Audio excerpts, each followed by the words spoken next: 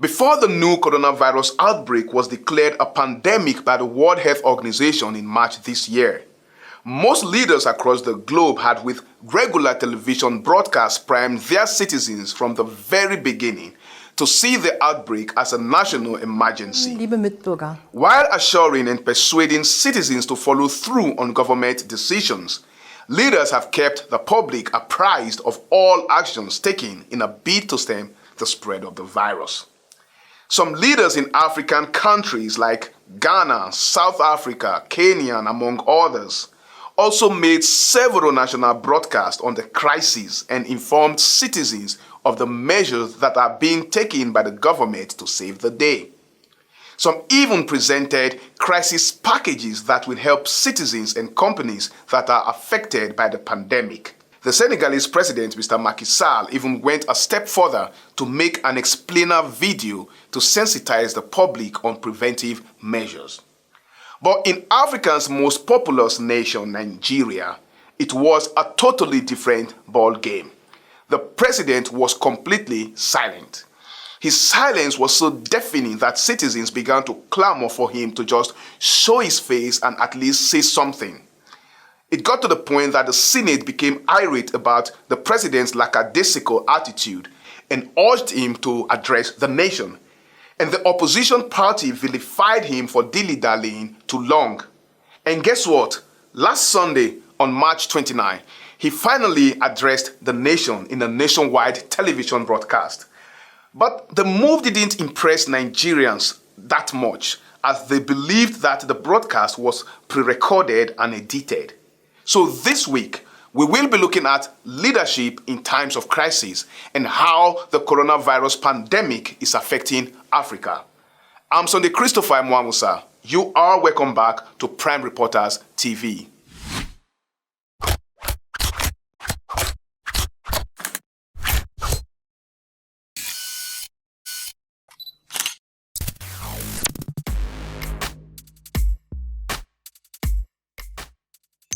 There's an old popular English proverb that says, "Cometh the hour, cometh the man."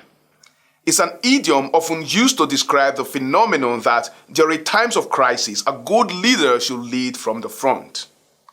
And with the coronavirus outbreak threatening millions of lives across the globe, the hour is supposed to have come for many leaders around the world to come to the fore. After the first case of the coronavirus was confirmed in Nigeria on February 27th until March 29, very little was seen or heard of the president. Nigerians then took to the streets and social media to express their discontentment over the president's consistent apathy at this most critical time of unprecedented but clear danger.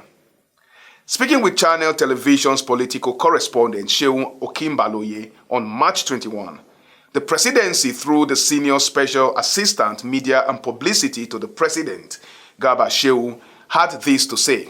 Yes, of course, if the situation is warranted at the right trajectory, the president finds it appropriate to address the nation, he will.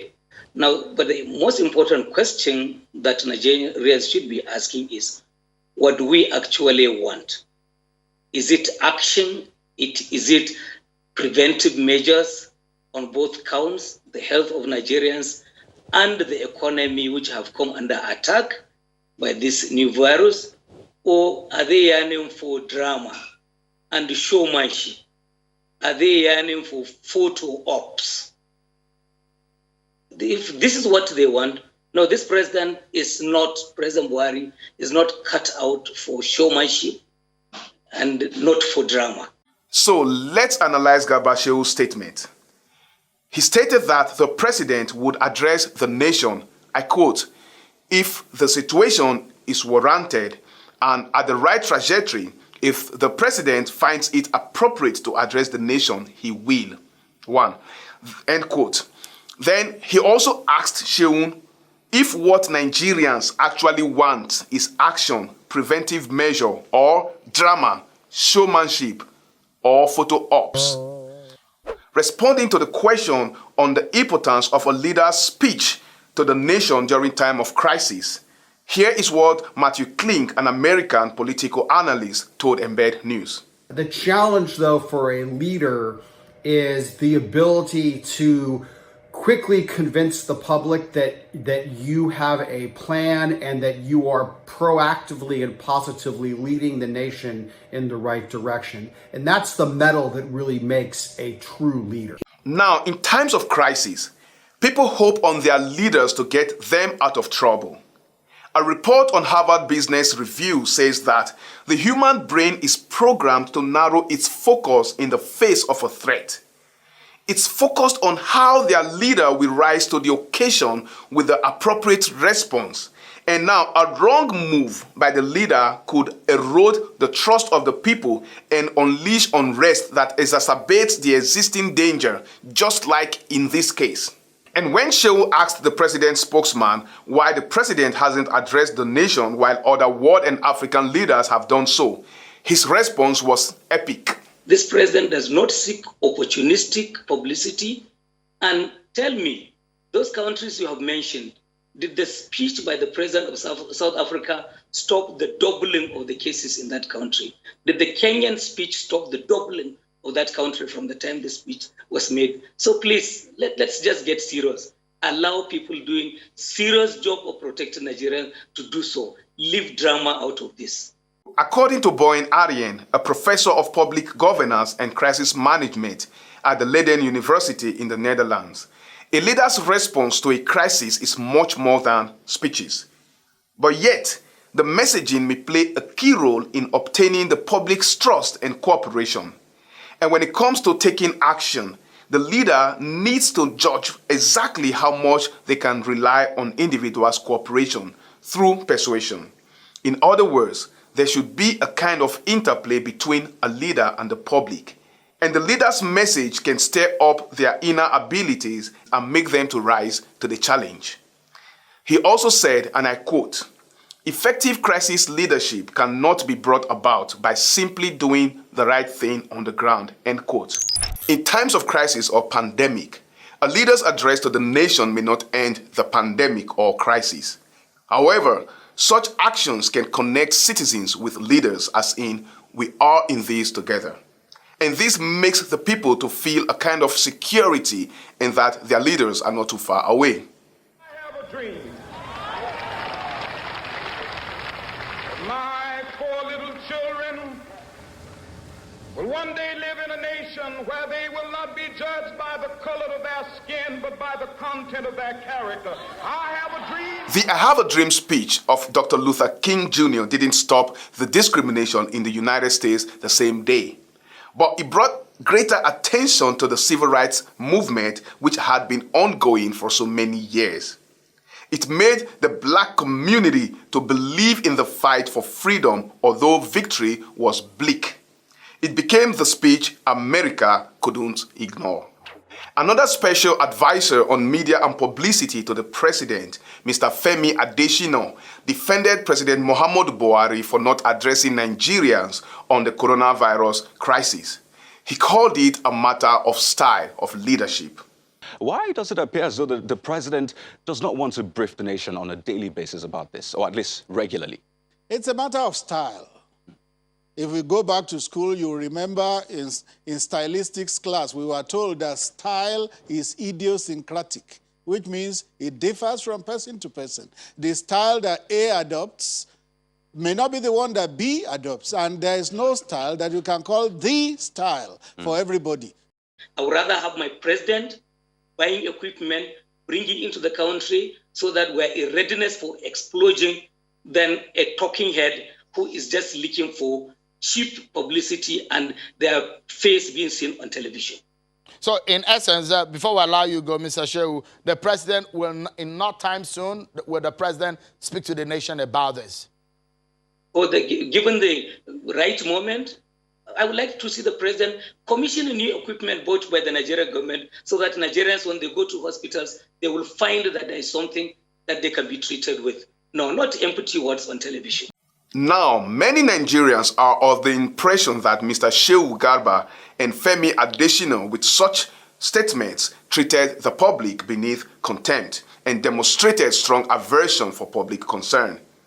Some even said that during the election campaign period, It was Buhari's style to travel to all the 36 states in the country to campaign without leaving the job for the information minister or his aides to do for him. And now, when Garba Shehu took that combative position and spoke with such arrogance, many began to nourish the notion that both spokespersons weren't just disrespecting Nigerians at a time of national crisis, but were also reflecting a clueless government and doing the presidency a disservice. In response to President Buhari's spokespersons, someone posted this on her Twitter handle. Leadership means when I find a snake in my house biting and killing my kids, I will wait for them to scream for weeks before I assure them that I'm on top of it. And when I do, I will send a rehearsed voice note through the gate man to say, we are working on it. This is how this disgruntled Nigerian sarcastically illustrated the presidency's excuses for not addressing the nation. And if you agree with her, please leave your comment in the comment section below. And if you don't, please also leave a comment and we will discuss it. After the Chief of Staff to the President, Mr. Abba Kyari, tested positive for the coronavirus on March 23, Nigerians began to question the health status of the President himself due to his proximity with his Chief of Staff and given the fact that his own daughter had gone into self-isolation a few days earlier after she returned from the UK. An audio message which the presidency later claimed to be false circulated the social media as corroborating evidence to speculations that President Muhammadu Buhari and his Chief of Staff had been secretly flown out of the country to have themselves treated of the coronavirus. But the Minister of Information, Lai Mohammed, had to debunk such claims in a press conference. But Nigerians needed more proofs to convince them that the president wasn't in Cuba as speculated, and they believed that one irrefutable proof would be to see the president in a live broadcast. So, to give Nigerians a proof of life, the presidency decided to make a nationwide broadcast.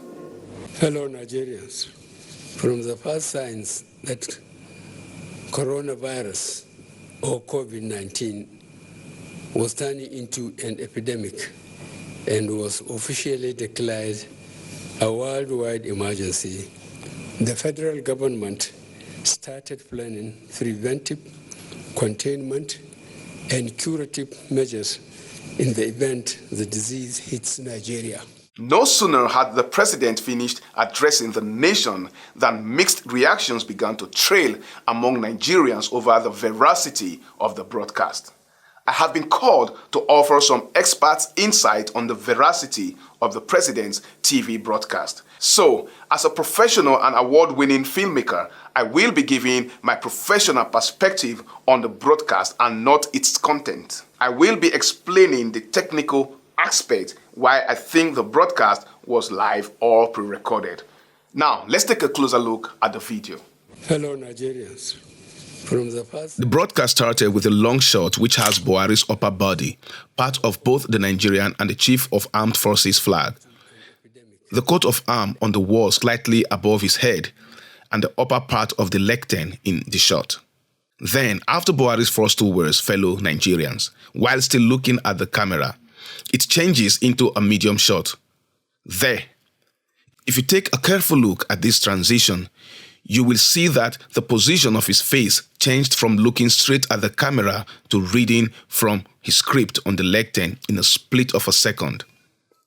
And let's assume the president was the Flash because that's the only way it can happen that fast. But the J-cut transition will still give him away. A J-cut is when the audio from the next shot comes before the video, like this. From the first signs. Besides, the only way a single camera can produce multiple shots is when different shots are taken consecutively and then put together in post, which means that it has to be pre-recorded and then edited later. And to achieve this in a live broadcast, it has to be with multiple cameras. And judging from this picture, it's just one camera, so it is very, very impossible to have taken different shots at the same time. But this is a long video and we can go on and on, but I don't think it's necessary because with these two first shots, I am 99.75% sure that the video was pre-recorded, that the broadcast was pre-recorded. And now we know that it was pre-recorded. So what's the relevance? As in, did the presidency say it was going to be a live broadcast? Would a live broadcast have changed the narrative? Or is it unlawful or unconstitutional for a president to make a pre-recorded broadcast? To help us answer all these questions, let's hear from Barrister Douglas Mbakwa from Benin. He hasn't broken any law. He hasn't committed any offense. You know, if he gave a recorded speech rather than a live broadcast. However, it would be like it's a moral issue when the president of the country gives the impression that he's giving a live broadcast, whereas he's giving a recorded broadcast. That is where the issue is, you know. According to Mr. Adeshina, he said that the president will be having a broadcast at a particular date. He didn't say that it was going to be a live broadcast. Well, I'm not so sure about that too, but I think the impression that was being given by Nigerians was that it was a live broadcast. It was a broadcast after all. The important thing was that the message was sent, you know. According to Barrister Mbakwa, the government has not done anything unlawful. They didn't lie either because they never said they were going to make a live broadcast. And for those who wanted to know if the president spoke from Cuba or Aso Rock, I am so sorry I don't have those answers because I cannot make speculations without facts. But if you still have any disagreement or idea about this, please leave your comment in the comment section below or reach out to me and we will discuss this further. Now, moving on to Cameroon.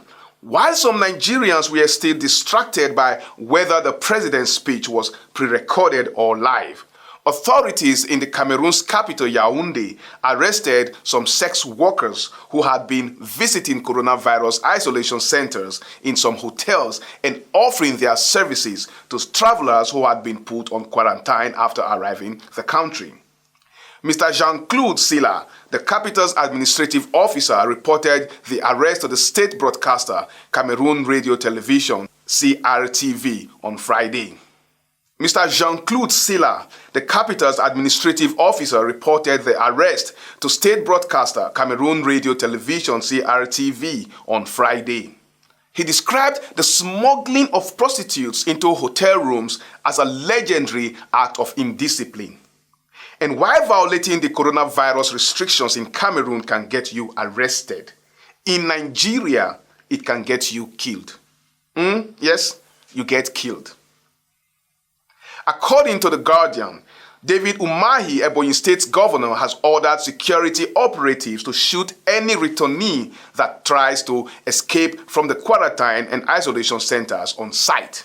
The state government had at the weekend ordered immediate isolation of no fewer than 37 returnees that entered the state through the bush after the state government ordered the closure of all its borders.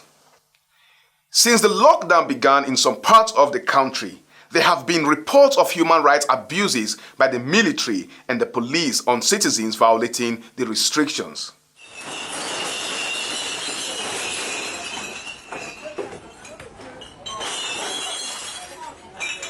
According to a viral video on social media that has not been independently verified, a young man was shot to death in Warri for violating the coronavirus restrictions. But how does this make sense? Did you kill him to save him? I can't juxtapose this. Warri people, una don't buy job. Una kill soldier ba, your mother. I will make sure I fuck your mother skin to skin. I will fuck her skin to skin, no condom. I will make sure she carry HIV. Your daughters will carry HIV. Your wives will carry HIV. You get mine, ba? You kill soldier, ba? That will bunch you. They must see us today. And now Nigerians are not happy with the government. They are asking, do you have to kill people to save people? But please try and respect the stay-at-home order. I know it's not easy for a country like Nigeria where the government doesn't seem to give two hoots. But it's a kind of sacrifice we need to offer right now. And like I always say, to bake a cake, you need to break some few eggs. Please, let's comply with the order. We are all the help we need to flatten the curve. So please, stay at home. That's all for this week. I will still try to keep you updated on the coronavirus issue. And if you missed my last video, there's a link up here. Just check it out and you will not miss anything about the coronavirus. But if you have any questions, please do not hesitate to reach out. And if you like this video, make sure you click on the like button, comment and share. Do not forget to subscribe and turn on the notification bell so that you don't miss any of my videos as soon as they are published. Thank you very much for watching and see you next week.